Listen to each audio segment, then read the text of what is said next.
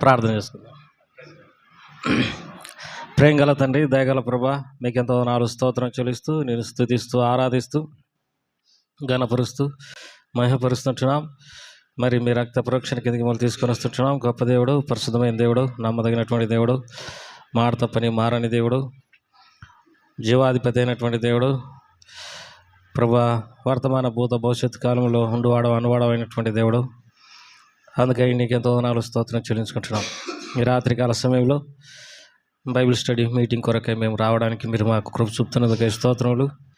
చందమంద భయపడకుడి, నీకు రాజ్యం అనుగ్రహించుటకు మీ తండ్రికి ఇష్టమైన సెలవిచ్చిన ప్రకారం ప్రభా ఈ సమయాన్ని దీవించండి. నీ సన్నిధి మాతో కూడా ఉంచండి. శత్రుకార్యం లయం చేయండి. అనేకులు చేరావడానికి కూడా సహాయపడుతురండి. బయట లోగడ నీ ప్రజలకి పరిచర్యతో ఆశీర్వాదకరంగా ఉంచమని పెట్టుకుంటున్నాం. మాతో కూడా ఉన్న దేవుడు, మాతో ఉండి మమ్మల్ని నడిపించి నీ సన్నిధానంలో మమ్మలను తృప్తిపరిచేటటువంటి దేవుడు, మీ ఆనంద ప్రవాహంలోనిది మాకు తాగించు దేవుడు. ప్రభా, అందుకై స్తోత్రం చెల్లించుకుంటున్నాం. ప్రభా, మేలుకై మమ్మల్ని జ్ఞాపకం చేసుకో. పాటలు, వాక్యము, వాయిద్యము అన్నీ కూడా నీకు మహిమకరంగా ఉండడానికి సాయం చేయండి. మీ ఆత్మ నడిపింపు దయచేయండి. మరి నీ దాసుడనే నన్ను కూడా కనికరించండి. ప్రభా, ఈ పట్టణంలో గొప్ప కార్యం జరిగించండి. మేలుగా జ్ఞాపకం చేసుకుని మనం వేడుకుంటూ యేసు ప్రభువారి నామం పేరిట స్తుతించి ప్రార్థించి అడిగి వేడుకుంటున్నాం తండ్రి. ఆమేన్.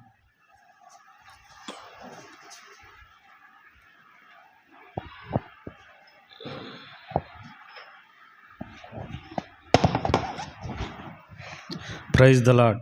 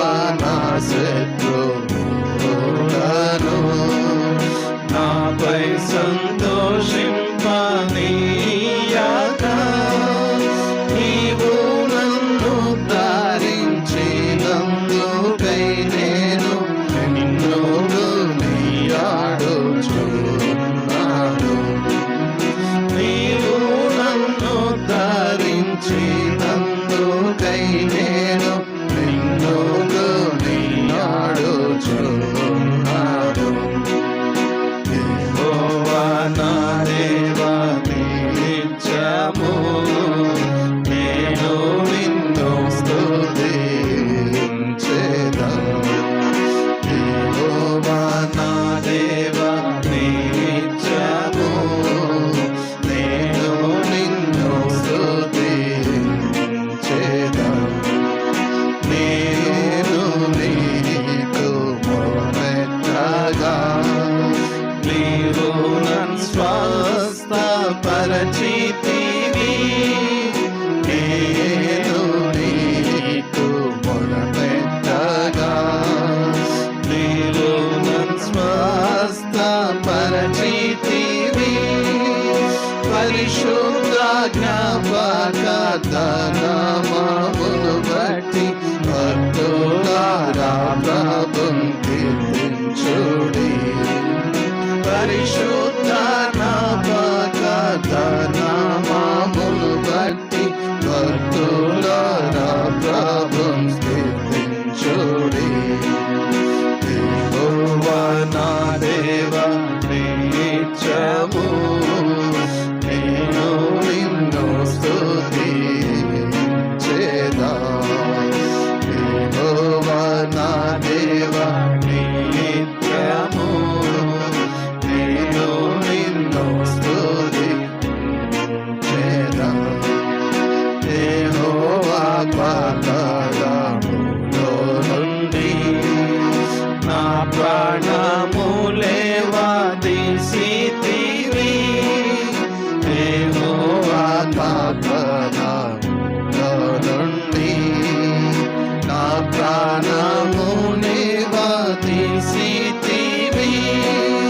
నేను సమాధిలోకి దిగకుండగా నీవు నన్ను బ్రతికించితివి.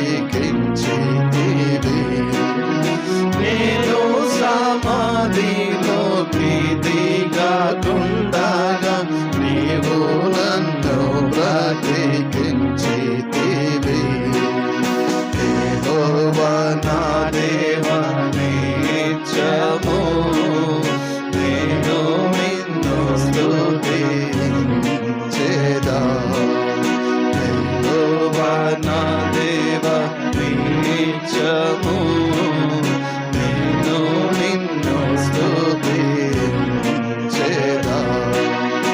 ఆయన కోపము నిమిషమే దయా ఆయుష్కాలముందును.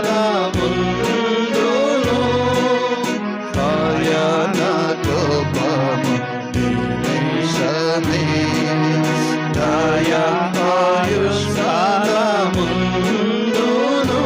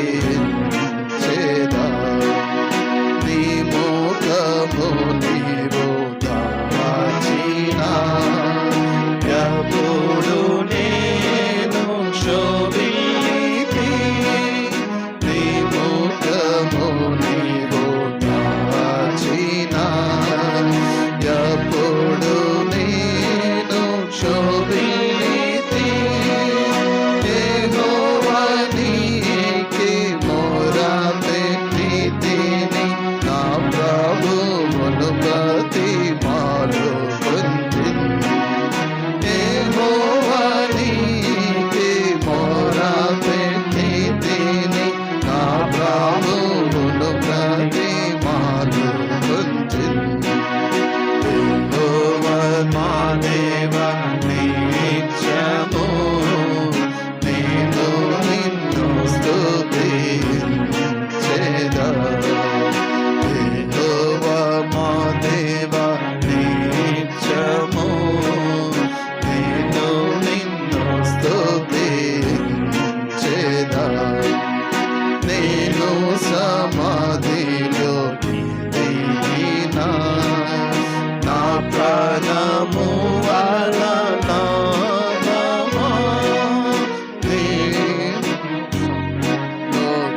దిగినా నా ప్రాణము వలన లాభమా మన్ను నిన్ను స్తుతించునని సత్యమును గూర్చియది వివరించునా మన్ను నిన్ను స్తుతించునని సత్యమును గూర్చియది వివరించునా యెహోవా నా దేవా నిత్యము నేను నిన్ను స్తుతించెదా యెహోవా నా దేవా నిత్యము నేను నిన్ను స్తుతించెదా నా అంగలార్పును నీవేగా మార్చియుంటివి నా అంగలార్పును నీవేగా నాట్యముగా మార్చియుంటివి నా గోనె పట్ట విడిపించి సంతోష వస్త్రము ధరింపజేసితివి నా గోనె పట్ట విడిపించి సంతోష వస్త్రము ధరింపజేసితివి యెహోవా నా దేవా నిత్యము నేను నిన్ను స్తుతించెదా యెహోవా నా దేవా నిత్యము నేను నిన్ను స్తుతించెదా హల్లెలూయా హల్లెలూయా హల్లెలూయా హల్లెలూయా హల్లెలూయా హల్లెలూయా హల్లెలూయా హల్లెలూయా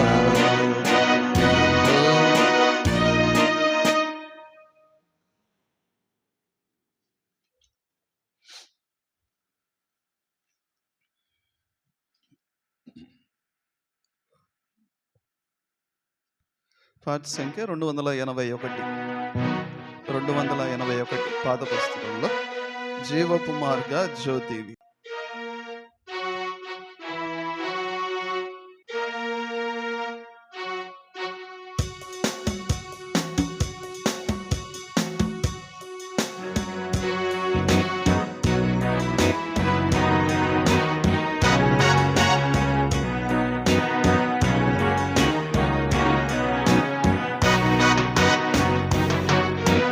జీవపు మార్గ జ్యోతి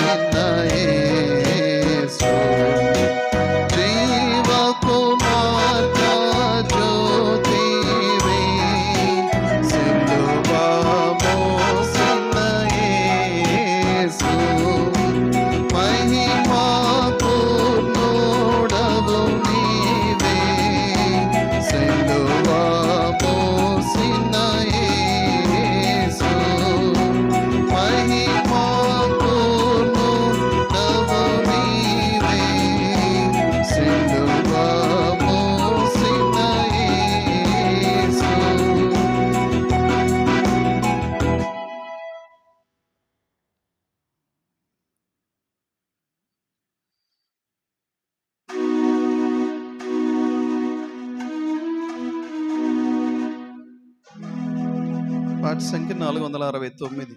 దాహము తీర్చుమయ అభిషేకము నీవు. 469.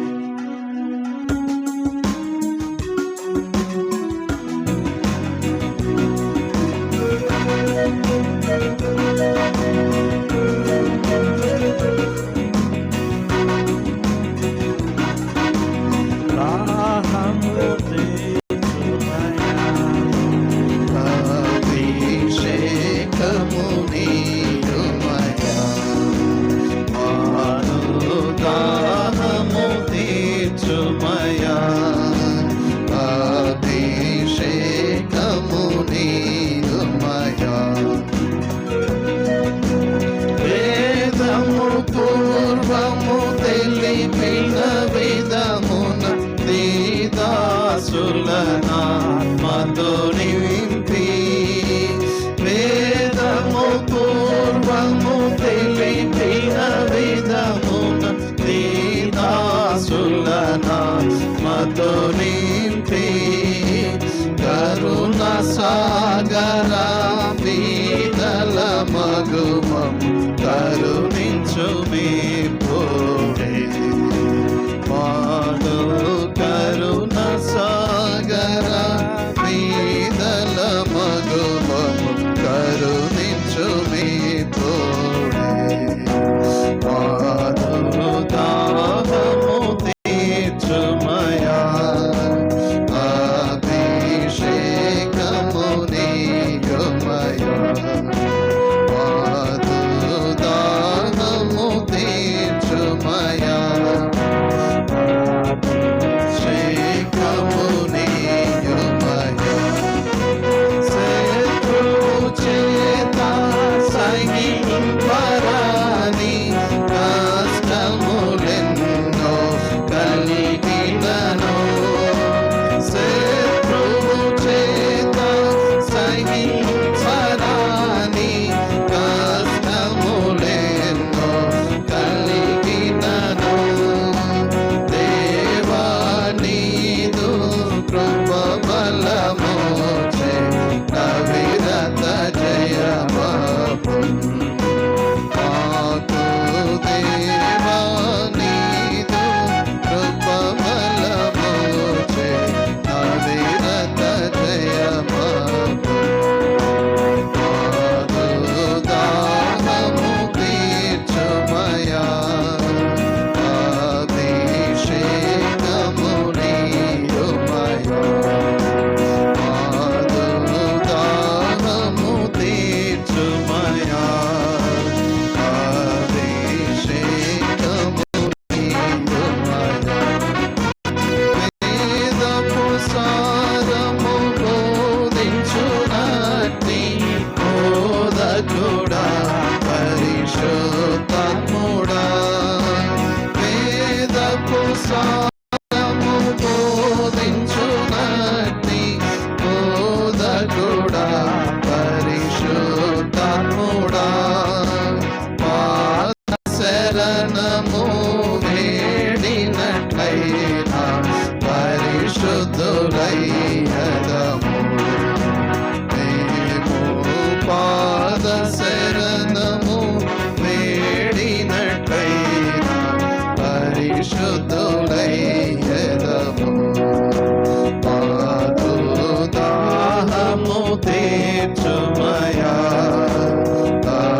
అభిషేకము నీయుమయా, మాధు దాహము తీర్చు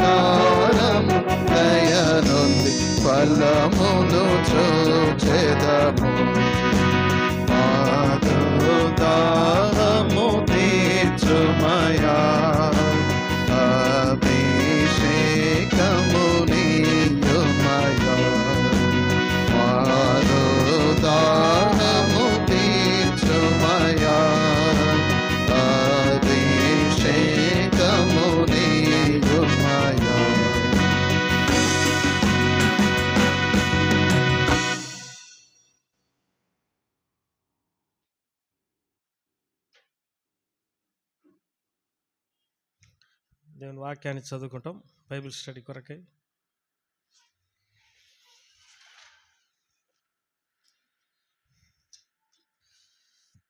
యోహాను సువార్త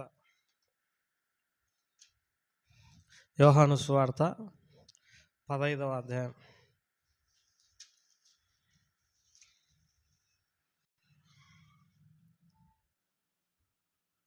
16వ వచనం అందరం కలిసి చదువుకుంటాం. యోహాను సువార్త 15:16. మీరు నన్ను ఏర్పరచుకొనలేదు, మీరు నా పేరట తండ్రిని ఏమడుగుదురో అది ఆయన మీకు అనుగ్రహించినట్లు మీరు వెళ్ళి ఫలించుటకు మీ ఫలం నిల్చుండుటకు నేను మిమ్మను ఏర్పరచుకొని నియమించి తిని. మళ్ళా చదువుకుంటాం. మీరు నన్ను ఏర్పరచుకొనలేదు, మీరు నా పేరట తండ్రిని ఏమి అడుగుదురో అది ఆయన మీకు అనుగ్రహించినట్లు మీరు వెళ్ళి ఫలించుటకును మీ ఫలం నిల్చున్నట్టుకు నేను మిమ్మల్ని ఏర్పరచుకొని నియమించి తిని. ప్రభు సహాయం కొరకై చిన్న ప్రార్థన చేసుకుంటాం.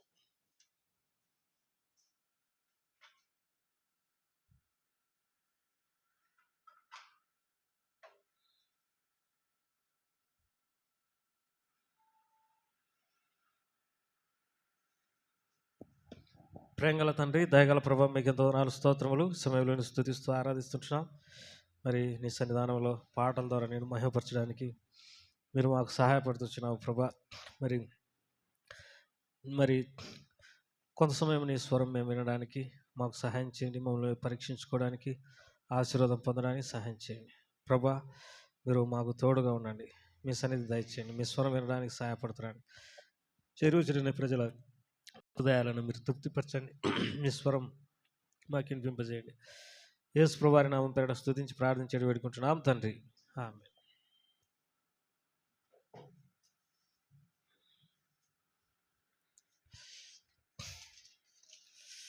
యోహాను సువార్త 15వ అధ్యాయం 16వ వచనం.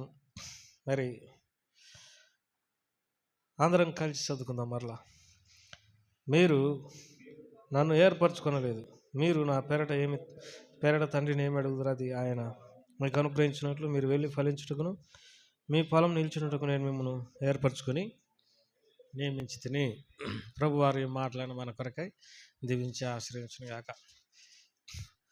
మరి యేసు ప్రభు వారు తన శిష్యులతో ఈ మాట పలికినాడు, నేను మిమ్మల్ని ఏర్పరచుకొని నియమించి తిని.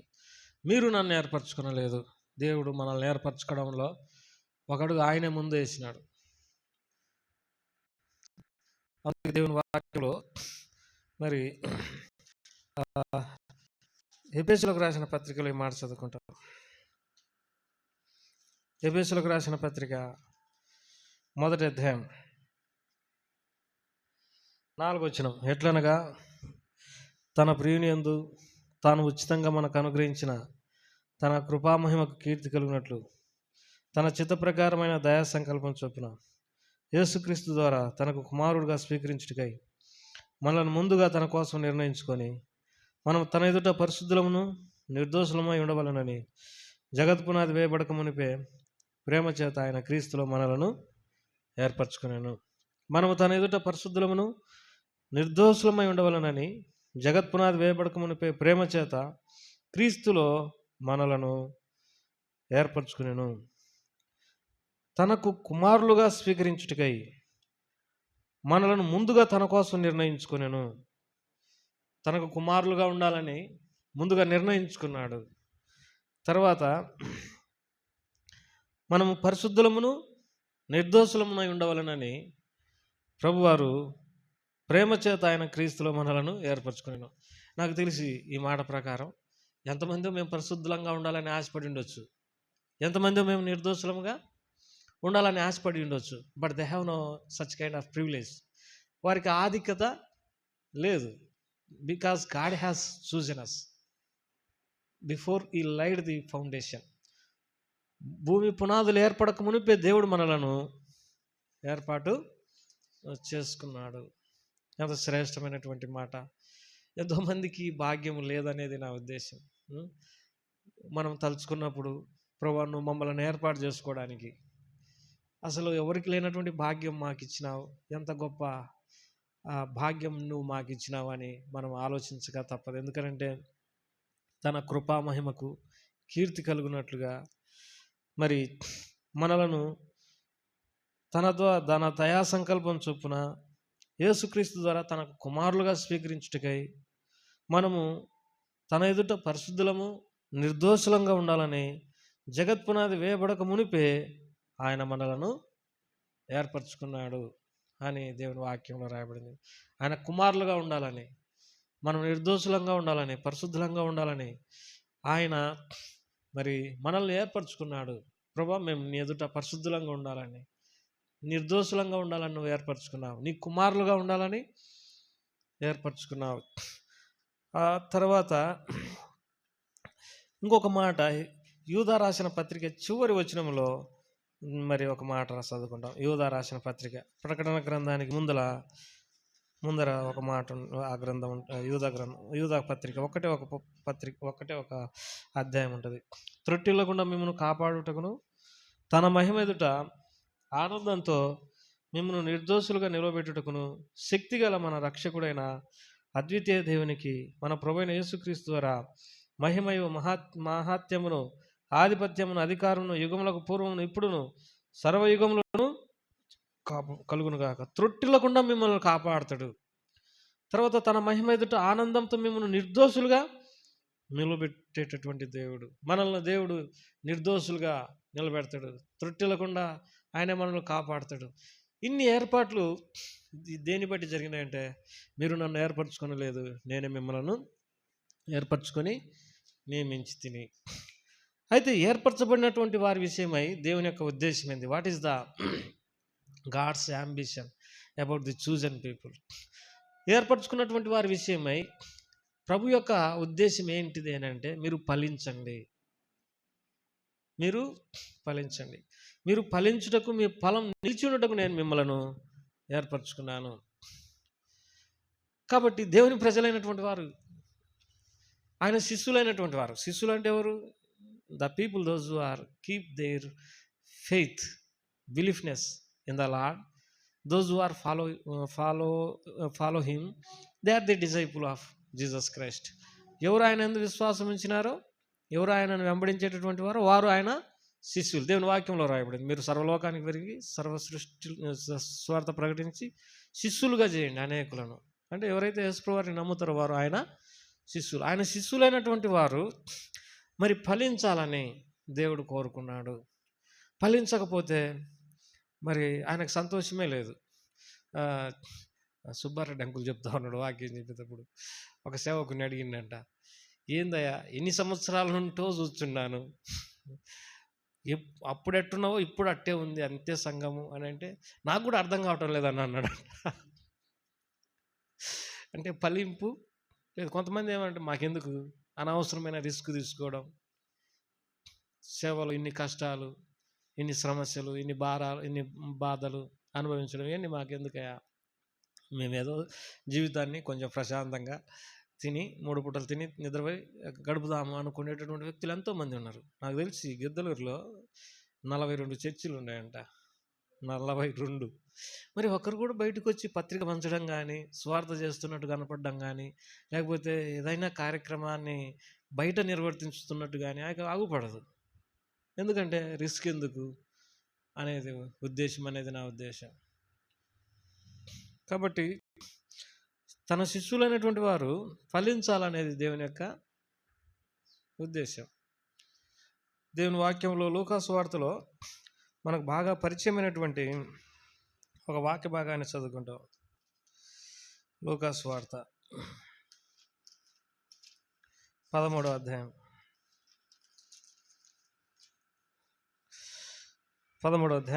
6వ వచనం ఉంది. మరియు ఆయన వారితో ఈ ఉపమానం చెప్పాను. ఒక మనుషుని ద్రాక్ష తోటలో అంజూరపు చెట్టు ఒకటి నాటబడి ఉండెను. అతడు దాని పండ్లు వెదక వచ్చినప్పుడు ఏమీ దొరకలేదు. కనుక అతడు, ఇదిగో 3 ఏళ్ల నుండి నేను ఈ అంజూరపు చెట్టున పండ్ల వెతుకుతున్నాను, కానీ ఏమీ దొరకలేదు. దీన్ని నరికి మేము దీని వలన ఈ భూమి ఎలా వ్యర్థమైపోవాలనని ద్రాక్ష తోట మాలితో చెప్పాను. కాబట్టి ఒక మనుషుని ద్రాక్ష తోటలో అంజూరపు చెట్టు ఒకటి ఉంది, నాటబడింది. అతడు దాని పండ్ల వెదకు వచ్చినప్పుడు ఏమీ దొరకలేదు. కనుక అతడు, ఇదిగో 3 ఏండ్ల నుండి నేను ఈ అంజూరపు చెట్టున పండ్ల వెదక వచ్చున్నాను, కానీ ఏమీ దొరకలేదు. ఒక వ్యక్తి ఫలించకపోతే ఎన్నో నష్టాలు ఉండయి. ఏ నష్టాలంటే అతని వలన ఆ స్థలం వేస్ట్ అయిపోతుంది. అతడు దేవుడిచ్చేటటువంటి సకలమును అనుభవిస్తున్నాడు, అని ఫలించడం లేదు. గాలి ఆయన ఇచ్చేదే, ఆహారము దేవుడిచ్చేదే, వస్త్రాలు దేవుడిచ్చేదే. ఆ వ్యక్తికి దేవుడు అన్నం, ఆ దేవుడే ఆ వ్యక్తికి అన్నం అనుగ్రహిస్తాడు. ఇవన్నీ వేస్ట్ అయిపోతుంటాయి కదా అనా అనా వాక్యము ఇవన్నీ కూడా అతనికి దేవుడు ఎంతో సదుపాయాలన్నీ కలుగజేస్తూ ఉంటాడు. అతనికి బతకడానికి ఎన్నో విషయాలు కలుగజేస్తూ ఉంటాడు. తర్వాత అతనికి వాక్యము, ప్రార్థన, రకరకాల పరిస్థితులు ఫలించినప్పుడు దేవుడు ఎంతో దుఃఖపడతాడు. 3 ఏండ్ల నుండి ఈ చెట్టుని ఏం చేస్తూ ఉండ, చూస్తూ ఉండ, కానీ ఒక పండు కూడా, ఒక ఫలం కూడా దీనివల్ల నా నేల ఎలా వ్యర్థమై పోవాలి అని దేవుడు మరి ఈ అంజూరపు చెట్టు విషయమై తాను ఎంతో బాధపడతా ఉన్నాడు. బైబిల్లో నాకెక్కడో ఆ వాక్యం గుర్తు రావటం లేదు, కానీ తన దినములలో వర్ధిల్లని వాడని అతనికి పేరు పెట్టబడును అని రాయబడింది. ఎక్కడ ఉంది, కానీ నాకు కరెక్ట్గా ఎక్కడుందో అర్థంగా, తన దినములలో వర్ధిల్లని వాడని అతనికి పేరు పెట్టబడును. తర్వాత తిమోతికి రాస్తూ పౌలు ఒక మాట అన్నాడు, నీ అభివృద్ధి అందరికీ తేటగా కనబడు నిమిత్తం వీటిని మనస్కరించుము. మన అభివృద్ధి మరి అందరికీ కనబడాలి. తర్వాత మనము వర్ధిల్లాలి. మనం ఏం చేయాలి? వర్ధిల్లాలి. దేవుని వాక్యంలో మరి ఆకు వాడక తన కాలమందు ఫలం ఇచ్చే చెట్టు వలె ఉండును. ఫలం ఇచ్చేటటువంటి వారంగా ఉండాలి. అభివృద్ధి అనేది మనలో కనపడాలి. మనము తర్వాత వర్ధిల్లాలి. ఏం చేయాలి? వర్ధిల్లాలి. దేవుని వాక్యంలో మరి దావీదు గురించి ఒక మాట రాయబడింది 2వ సమూయేలు గ్రంథంలో. ఆ మాట చదువుకుంటాం. 2వ సమూయేలు గ్రంథం దేవుని వాక్యంలో మరి సౌలు గురించి, తర్వాత దావీదు గురించి కొన్ని మాటలను మనం చదువుకుంటాం. 3వ అధ్యాయం 2వ సమూయేలు గ్రంథం 3వ అధ్యాయం 1వ వచనం. సౌలు కుటుంబమునకు దావీదు కుటుంబమునకును బహుకాలం యుద్ధం జరగగా దావీదు అంతకంతకు ప్రబలెను, సౌలు కుటుంబం అంతకంతకు నీరసిల్లెను. ప్రబలినాడు దావీదు. ఇంకొక మాట కూడా మరి ఇదే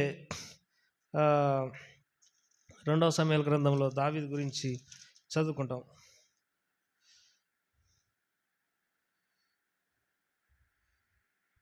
దావీదు గురించి ఇంకొక మాట కూడా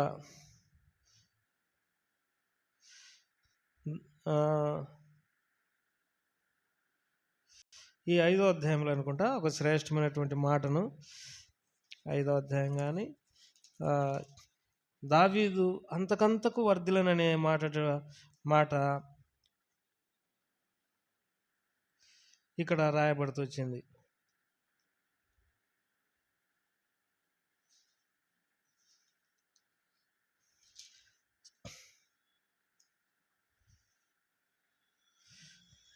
ఆ 5వ అధ్యాయం 4వ వచనం. దావీదు 30 ఏండ్ల వాడై ఏలను ఆరంభించి 40 సంవత్సరములు పరిపాలన చేసిన. హెబ్రోన్లో అతడు యూదా వారందరి మీద 7 సంవత్సరములు 6 మాసములు, యెరూషలేములో ఇజ్రాయేలీయుల వారందరి మీద 33 సంవత్సరములు పరిపాలన చేసెను.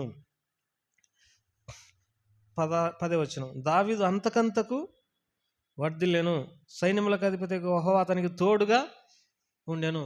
దావీదు అంతకంతకు వర్ధిల్లెను, సైన్యములకు అధిపతి యెహోవా అతనికి తోడుగా ఉండెను. ఎంత శ్రేష్టమైనటువంటి మాట. దావీదు అంతకంతకు వర్ధిల్లెను.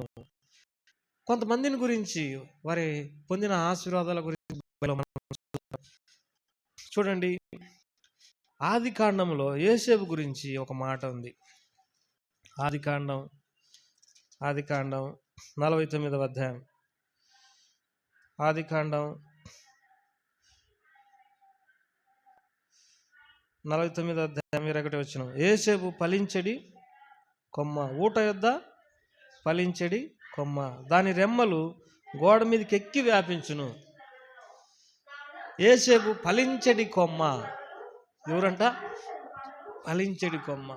అసలు ఆ వ్యక్తి జీవితాన్ని మనం ఆలోచన చేసినప్పుడు, ఒక వ్యక్తి బానిసగా ఇస్మాయిలీలకు అమ్ముకోనబడినాడు. ఆ తర్వాత ఐగుప్తు దేశానికి కొనుక్కోబడినాడు. అతని గురించినటువంటి మాట ఆదికాండం 39వ అధ్యాయంలో చదువుకుంటాం. ఆదికాండం 39వ అధ్యాయం. ఐగుప్తునకు యోసేపును ఐగుప్తునకు తీసుకుని వచ్చినప్పుడు ఫరో యొక్క ఉద్యోగస్తుడును రాజసంరక్షక సేనాధిపతినైన పొతిఫెర అను ఒక ఐగుప్త్యుడు అక్కడికి అతన్ని తీసుకుని వచ్చిన ఇస్మాయిలుల యొద్ద అతన్ని కొనెను. యెహోవా యోసేపునకు తోడయుండెను గనుక అతడు వర్ధిల్లుచు తన యజమానుడుగా ఐగుప్తుని ఇంట ఉండెను. యెహోవా అతనికి తోడయుండెననియు అతడు చేసినదంతా అతని చేతిలో యెహోవా సఫలం చేసిననియు అతని యజమానుడు చూసినప్పుడు యోసేపు మీద అతనికి కటాక్షం కలిగిన గనక అతని యొద్ద పరిచర్య చేయువాడు ఆయను. మరియు అతడు తన ఇంటి మీద విచారణకర్తగా అతను నియమించి తనకు కలిగినదంతా అతని చేతికి అప్పగించును. అతడు తన ఇంటి మీద తనకు కలిగినదంతటి మీద అతను విచారణకర్తగా నియమించిన కాలం మొదలుకొని యెహోవా యోసేపు నిమిత్తం ఐగుప్తుని ఇంటిని ఆశీర్వదించిన. యెహోవా ఆశీర్వాదం ఇంట్లోనేమి పొలంలోనేమి అతనికి కలిగిన సమస్తం మీద ఉండెను. ఇంట్లోనేమి పొలంలోనేమి తనకు కలిగిన సమస్తం మీద ఉంటూ వచ్చింది. ఒకవేళ తను మరి తల్లిదండ్రులను కోల్పోయి ఉండొచ్చు, అంటే పోగొట్టుకొని ఉండొచ్చు, అన్నదమ్ములను పోగొట్టుకొని ఉండొచ్చు, కానీ దేవుడు అతనికి తోడుగా ఉన్నాడు. దేవుడు తోడుగా ఉన్నాడు. మరి సర్వశక్తి కలిగినటువంటి దేవుడు తనకు తోడుగా ఉంటే అంతకంటే ఆశీర్వాదం ఇంకేముంది? అంతకంటే ఆశీర్వాదం ఇంకేమి కూడా లేదు. సరే, ఒక బానిసగా ఆ ఇంట్లో ఉన్నప్పుడు ఆ ఇండ్లు వర్ధిల్లుతూ ఉంది. సరే, మరి వర్ధిల్లుతూ ఉన్నప్పుడు సైతాను ఓర్వలేదు కదా, అతనికి జైల్లో వేసినారు. జైల్లో కూడా మరి జైలు అధికారికి అతని మీద దయ పుట్టింది, పై విచారణకర్తగా నియమించేసినాడు. ఇద్దరు వ్యక్తులు ఉదయాన్నే సంతోషంగా లేరు. ఏంది ఈరోజు మీ ముఖాలు విచారంగా ఉన్నాయని అడిగిండు. అంటే ఈ వ్యక్తి సంతోషంగా ఉన్నట్టే కదా. దేవుడు తోడుకుంటే అది ఒక అడవి కానీ, లేకపోతే అరణ్యం కానీ, లేకపోతే అది ఒక ఎవరు మనసులు లేనటువంటి స్థలమైనా అక్కడ మనకి ఏముంటుందంటే ధైర్యము, ఉత్సాహము, సంతోషం ఉంటుంది. అన్నిటికంటే పెద్ద నష్టం ఏంటంటే దేవుని పోగొట్టుకోవడమే నష్టం. దేవుని కలిగి ఉంటే మనం హింసించబడవచ్చు, లేకపోతే ఎక్కడో త్రోసివేయబడవచ్చు. ఎక్కడున్నా కానీ దేవుడు తోడుకుంటే అది పరలోకంగా మారిపోతుందేమో అనిపిస్తూ ఉంది. కాబట్టి ఇలా అడిగిండు, ఉదయాన్నే మీ ముఖాలు విచారంగా ఉన్నాయండి అని. అంటే వాళ్ళు కలభావం చెప్పిండ్రు. కలభావం చెప్పినప్పుడు పానదాయకంతో చెప్పిండు, నీకు మళ్ళా నీ పని వచ్చినప్పుడు నన్ను జ్ఞాపకం చేసుకోమన్నాడు. కానీ అతడు మర్చిపోయిండు. అయితే ఫరోకు కళ వచ్చింది. ఆ కళ భావం చెప్పేవాళ్ళు ఎవరు లేరు. ఆయన చాలా మందిని నియమించుకున్నాడు. జ్యోతిష్కులను, మంత్రాజ్ఞులను, జ్ఞానులను, రకరకాల వ్యక్తులను నియమించుకున్నప్పటికీ వారికి శాత కాలేదు. కొన్ని సంగతులు దేవుని వలనే సాధ్యమవుతాయి. అట్లా దేవుడు ఏర్పాటు చేస్తాడు. దానియేలు గ్రంథంలో ఆ మాట చదువుకుంటాం. దానియేలు గ్రంథం, ఇక్కడ దానియేలు గురించి బెల్షాసర్ అనేటువంటి రాజు ఒక మాట మాట్లాడతాడు. ఆ మాట చదువుకుంటాం. దానియేలు గ్రంథం 5వ అధ్యాయం 11వ వచనం. నీ రాజ్యంలో ఒక మనుషుడు ఉన్నాడు, అతడు పరిశుద్ధ దేవతల ఆత్మ కలవాడు. నీ తండ్రి కాలంలో అతడు దైవజ్ఞానం వంటి జ్ఞానము, బుద్ధియు, తెలివి గలవాడు ఉండుట నీ తండ్రి కనుగొనేను గనక నీ తండ్రి అయిన రాజుకు నెబుకద్నెజరు శకునగాండ్రకును, గారడి విద్య గల వారికి, కల్దీయులకును, జ్యోతిష్కులకును పై అధిపతిగా అతన్ని నియమించను. ఈ దానియేలు శ్రేష్టమైన బుద్ధి గలవాడై కలలు తెలియజెప్పుటకును, మర్మములు బయలుపరచుటకును, కఠినమైన ప్రశ్నలకు ఉత్తరమిచ్చుటకును జ్ఞానము తెలివి గలవాడుగా కనబడేను గనక ఆ రాజు అతనికి బెల్షాసరు అను పేరు పెట్టెను. ఈ దానియేలు నువ్వు పిలువనంపు, అతడు దీని భావం నీకు తెలియజెప్పును. అసలు బెల్త్షాజర్ భార్యకే ఈ వ్యక్తి గురించి బాగా తెలిసినట్టుంది. ఎవరి గురించి? దానియేలు గురించి. దానియేలు గురించి ఆమె మాట్లాడిన మాట ఏంటిదనంటే, ఎందుకు నీ హృదయం కలవరపరుచుకుంటావు అని చెప్పి, నీ రాజ్యములో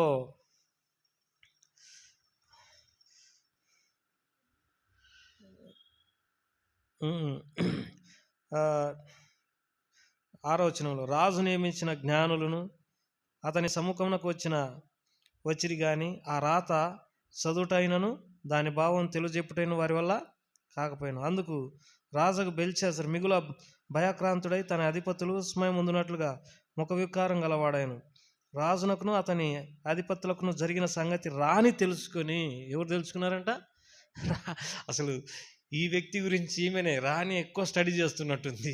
ఎన్ని మాటలు మాట్లాడింది ఆ వ్యక్తి గురించి. నీ రాజ్యంలో ఒక మనుషుడు ఉన్నాడు, అతడు పరిశుద్ధ దేవతల ఆత్మ గలవాడు.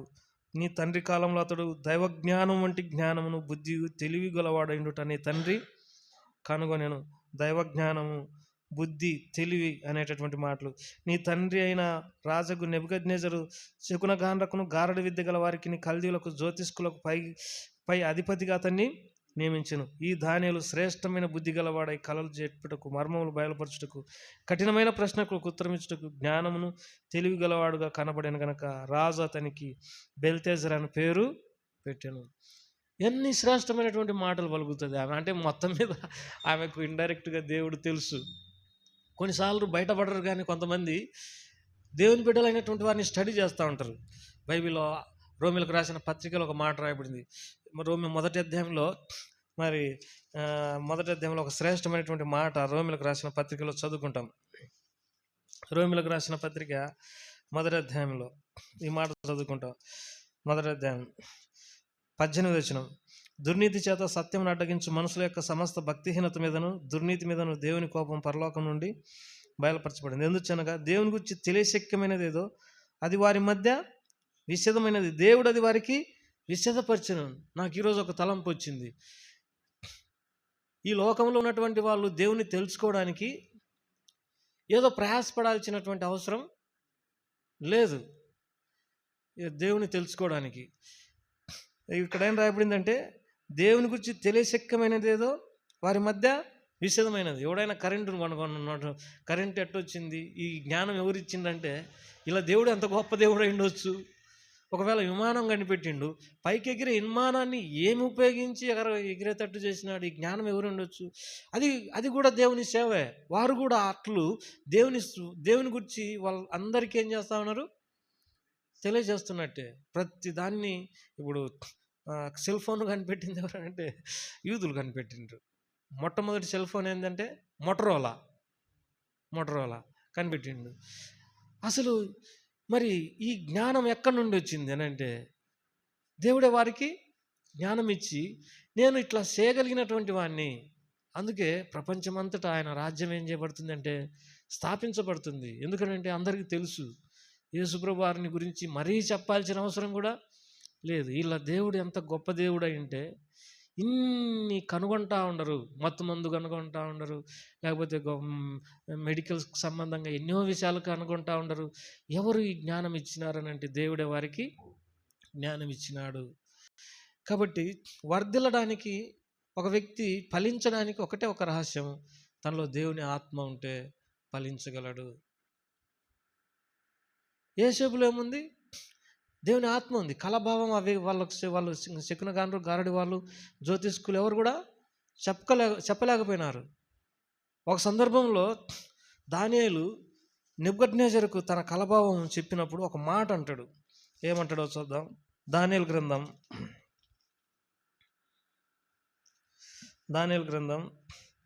2వ అధ్యాయం 27వ వచనం. దానియేలు రాజు సముఖంలో ఇలాగూ ప్రత్యుత్తరం ఇచ్చెను,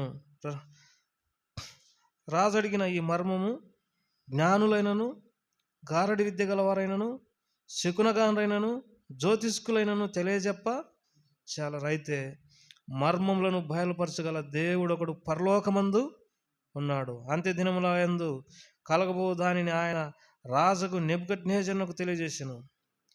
కాబట్టి మర్మములను బయలుపరచగల దేవుడు పరలోకమునున్నాడు. 30 వచనంలో ఒక మాట రాయబడింది, ఇతర మనుషులందరికంటే నాకు విశేష జ్ఞానం ఉండటం వలన ఈ మర్మము నాకు బయలుపరచబడలేదు. రాజునకు దాని భావం తెలియజెప్పు నిమిత్తము తమరి మనసు యొక్క ఆలోచనలు తాము తెలుసుకునే నిమిత్తం అది బయలుపరచబడినది. దేవుని వాక్యంలో ఒక మాట రాయబడింది, మర్మం తన భక్తులకైన తన మర్మములను బయలుపరచును. మర్మాలను బయలుపరచగలిగినటువంటి దేవుడు, కఠినమైన ప్రశ్నలకు జవాబిచ్చేటటువంటి దేవుడు, మరుగైన సంగతులు బయటికి తీసుకొచ్చేటటువంటి వాడు. కొన్నిసార్లు అర్థం కాదు ఏం జరుగుతుండేమో మనకు, అయితే దేవుని అడగడం ద్వారా వారు ఈజీగా చెప్పగలరు. ఒక వ్యక్తి ఫలించుటకి ఇదే కారణం. ఎప్పుడైతే whenever we have the spirit of the God, when we obey to him, then that time we have the much prosperity in our life. మనం దేవుని యొక్క ఆత్మను కలిగినప్పుడు, ఆయనకు విధేయత చూపించినప్పుడు ఎంతో అభివృద్ధిని చూడగలము, ఎంతో అభివృద్ధిని చూడగలము. పాల్ జాకబంకులు ఒక మాట చెప్తా ఉన్నాడు వాక్యం చెప్పేటప్పుడు. ఏం చెప్పిండంటే, వాళ్ళ మందిరానికి ఒక వేరే సహవాసం యవనస్తుడు వచ్చిండంట. యవనస్తుడు వచ్చి, అంత బాగానే ఉంది ఆదివారం, మీరు బల్ల ఇరిచిన తర్వాత దేవుని ఆరాధించవచ్చు కదా అన్నాడంట. బల్ల విరిచిన తర్వాత దేవుని ఆరాధించవచ్చు కదా అని అన్నాడంట. మనం ఏం చేస్తాము, దేవుని ఆరాధించిన తర్వాత బల్ల ఇరుస్తాం. కానీ బల్ల ఇరిచిన తర్వాత మీరు దేవుని ఆరాధించవచ్చు కదా అని అడిగిండంట. అడిగితే ఆయన అడిగిన దానికి సమాధానం చేతగాక, ఆ యవనస్తునికి జవాబు చెప్పలేక అల్లాడిపోతూ ఉన్నాడు. దీనికి సమాధానం ఏంటిది? అయితే బైబిల్ ఒక మాట ఉంది. ఒకరోజు ఒక ఫిలిప్ అంకుల్ వాక్యం చెప్తే ఈ మాట అన్నాడంట. ఆయన ఒక రొట్టెని ఎత్తుకొని కృతజ్ఞతాస్తుతులు చెల్లించి దాన్ని విరిచి, మొదట ఏం చేసినారు వాళ్ళు? కృతజ్ఞతాస్తుతులు చెల్లించినారు. తర్వాత ఏం చేసినారు? విరిచినారు. మొదట ఆయన ప్రేమను ఏం చేసినారు? వాళ్ళు జ్ఞాపకం చేసుకున్నారు. ఆ తర్వాత బల్ల ఇచ్చినారు. శిలువలో మా కొరకై నువ్వు ప్రాణం అర్పించినారు. ఈ భక్తులకు తెలిసే ఈ సంఘాన్ని ఇంత సిస్టమేటిక్గా ఉంచినారు. భక్సింగ్ గారు ఎవరైనా ఏదన్నా అడిగితే అది బైబిల్లో ఉందా లేదో చూడని అంటున్నాడంట. అంటే సొంతంగా ఆయన ఇది కూడా ఆ సంఘ దర్శనం, ఆ ప్రత్యక్షత దేవుడు ఆయనకు ఇచ్చినాడు. కాబట్టి దానియేలుకు అంత జ్ఞానం ఇచ్చినాడు దేవుడు తన ఆత్మ ద్వారా. ఆ వ్యక్తి ఏమంటాడంటే, ఇతర మనుషులందరికంటే నాకు విశేషమైన జ్ఞానం ఉండటం వలన ఈ మర్మం నాకు బయటలేదు. రాజునకు దాని భావం తెలియజెప్పుడుకై నిమిత్తము తమరి మనసు యొక్క ఆలోచనలు తాను తెలుసుకున్న నిమిత్తము అది బయలుపరచబడిను. నాకేమో అందరికంటే జ్ఞానం ఉండి కాదు. తిమోతి అంకులు ఇట్లా చెప్పేవాడు. మహిమలోకి పోయిన తిమోతి అంకులు ఏం చెప్పేవాడు అంటే, ఒక పెద్ద ఆఫీస్ ఉంటే ఆఫీస్లో ఉన్న అధికారి పెద్ద ఆయన బ్రాహ్మణుడు. అయితే ఆయన దగ్గర ఇంజనీర్లు ఉంటారు కదా. విక్టర్ అనేటటువంటి ఒక ఇంజనీర్ ఉన్నాడంట. ఆయన పేరు కూడా చెప్పాడు, విక్టర్ అనేటువంటి. ఎక్కడికి పోయినా విక్టర్ ఎక్కువ కారు ఎక్కువ అంటాడంట. ఈయన దర్జా కారు ఎక్కి ఇద్దరు తిరిగి వచ్చి ఉంటారంట. ఆడున్న ఇంజనీర్ల కోపం వచ్చింది. ఏమయ్యా, ఎప్పుడు నిన్నే తీసుకుపోతా ఉంటాడు, మేము కూడా ఇంజనీర్లమే కదా, మమ్మల్ని తీసుకుపోవచ్చు కదా అని అందరు గొనిగిండ్రు. గొనిగితే ఆయనకు చెప్పిండు, సార్ వాళ్ళు బాధపడుతున్నాడు, వాళ్ళని కూడా తీసుకొని పో సార్, నన్నే తీసుకుపోతున్నావు అంటే, వాళ్ళు ఎందుకయ్యా, నీ దేవుడు నీకు తోడుకుంటాడు, మిషన్లో ఏడా ఏం పోయిందో కరెక్ట్గా చెప్పగలవు. ఎంత శ్రేష్టమైన జ్ఞానం దేవుడు తన బిడ్డలకు ఇస్తాడు, ఎంత శ్రేష్టమైనటువంటి జ్ఞానం ఇస్తాడు. అటనే వీళ్ళకు ఇంత దావీదు వర్ధిల్లడానికి గల కారణం, what the reason David have the much prosperity in his life time. దావీదు తన జీవిత కాలంలో అంత ఆశీర్వాదంగా వర్ధిల్లడానికి గల కారణం ఏంటంటే, much purity in his heart. హృదయంలో ఎంతో పవిత్రత ఉంది. దేవా నాకు శుద్ధ హృదయం దయచేయమని అన్నాడు. రాజు ఏమన్నాడు?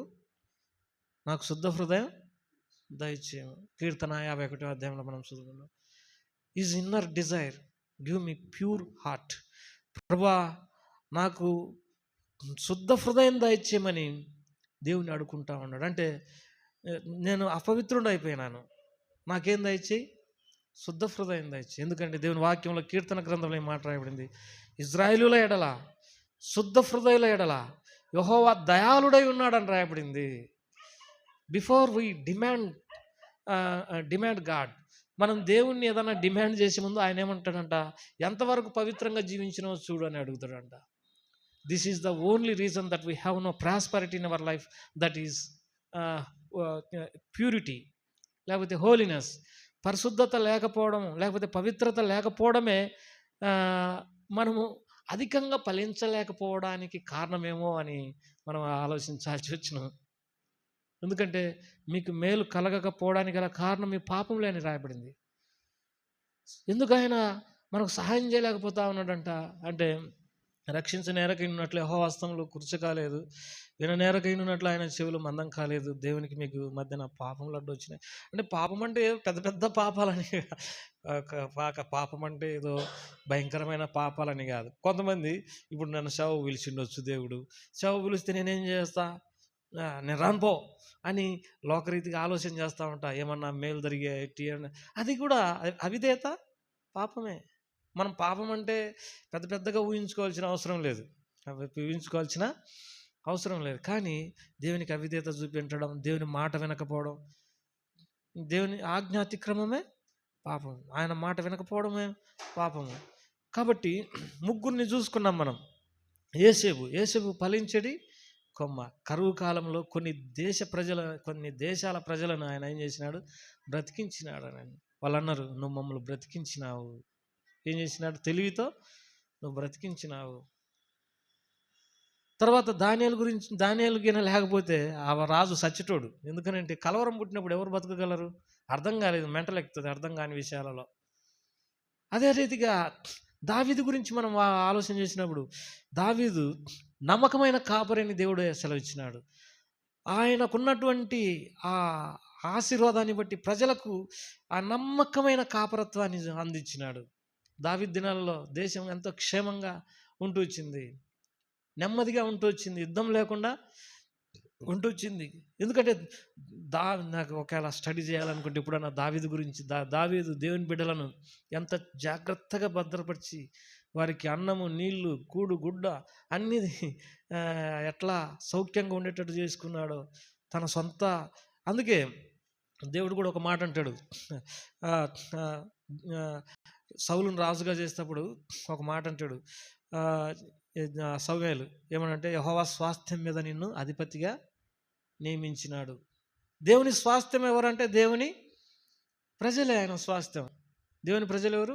దేవుని ప్రజలను మనం జాగ్రత్తగా చూసుకోవాలి.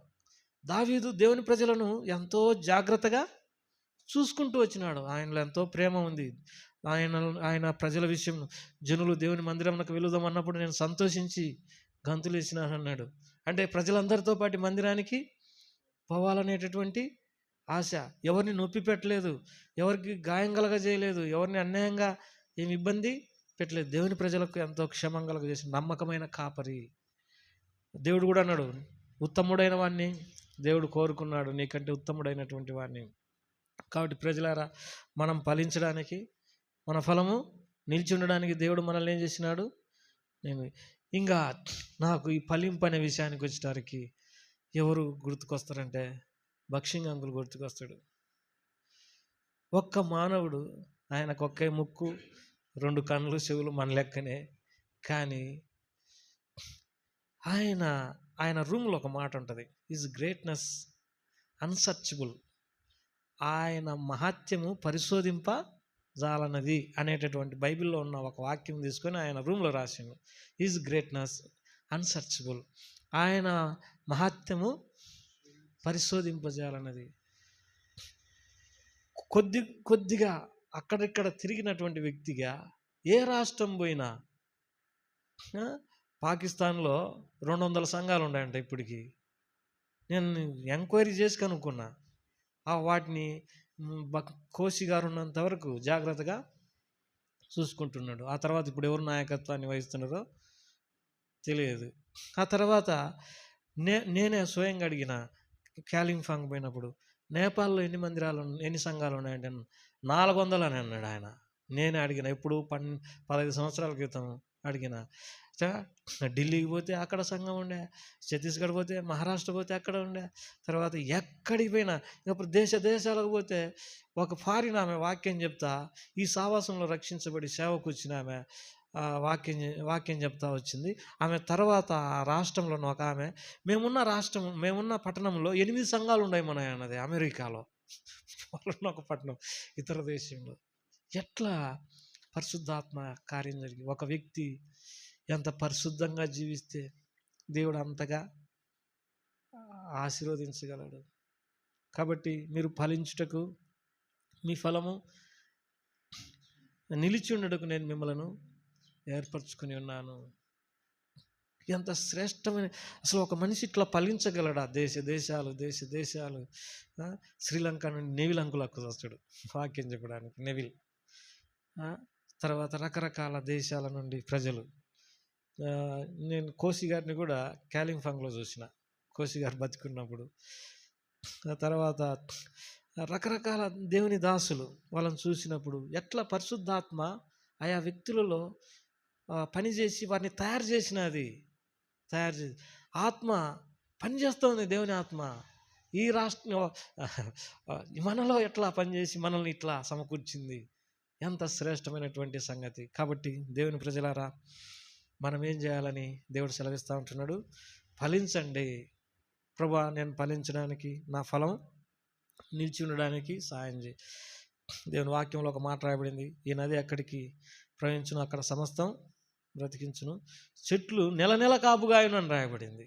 నెల నెల కాపుగాయను. వాటి ఆ పండ్లు తినడానికి ఉపయోగపడతాయి. వాటి ఆకులు ఔషధానికి. అంటే దేవుని బిడ్డలైనటువంటి వారు కూర్చున్నా, లేచినా, నవ్వినా, లేకపోతే ఏ స్థలానికి పోయినా, ఎక్కడ ఉన్నా అందరికీ ఏం చేయాలి? వారి రోగాలు పోగొట్టేటువంటి వారుగా, వారికి ఆహారం అందించేటటువంటి వారుగా, వారికి మరి ఆశీర్వాదం కలగజేసేటటువంటి వారుగా ఉండాలి. యెహెజ్కేలు గ్రంథం 47వ అధ్యాయంలో అనుకుంటే ఈ మాటలన్నీ మనం చూసుకుంటాం. ప్రభు మనకు అటువంటి కృప దయచేయును గాక. కాబట్టి మళ్ళీ ఒకసారి ఆ మాట చదువుకొని ముగించుకుంటాం. 15వ అధ్యాయం, యోహాను సువార్త 15వ అధ్యాయం 16వ వచనం. మీరు నన్ను ఏర్పరచుకోలేదు, మీరు నా పేరట తండ్రిని ఏమి అడుగుదురో అదే ఆయన మీకు అనుగ్రహించినట్లు మీరు వెళ్ళి ఫలించుటకు, మీ ఫలం నిల్చున్నటకు నేను మిమ్మల్ని ఏర్పరచుకొని నియమించి తిని. ప్రార్థన చేసుకుంటాం.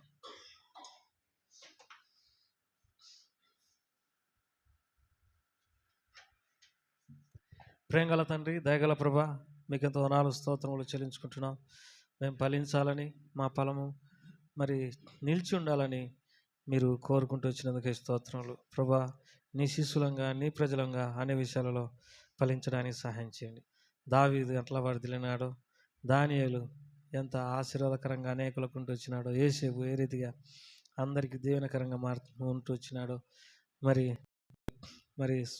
వాక్యంలో చూపిస్తూ వచ్చినందుకే స్తోత్రం. నేటి దినాల్లో ఉన్నటువంటి నీ బిడ్డలైన విశ్వాసులందరూ కూడా ఆ రీతిగా ఫలిస్తున్నందుకే స్తోత్రములు. మేము కూడా వారితో పాటు మా కాలంలో మేము ఫలించడానికి, అనేక ఆత్మలు సంపాదించుకోవడానికి, తర్వాత మరి నీ చేత ఆశీర్వాదం పొందడానికి సహాయపడుతున్నాండి.